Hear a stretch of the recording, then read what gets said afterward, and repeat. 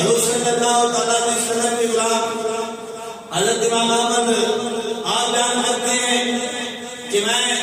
ایک رات سویا تو خواب میں مجھے الہام ہوا، رب سے ملاقات ہوئی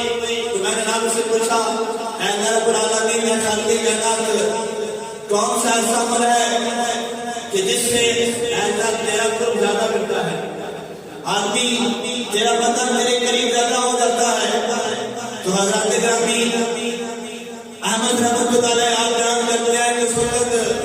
رب کی طرف سے پیغام آیا کہ میرے بندے وہ عمل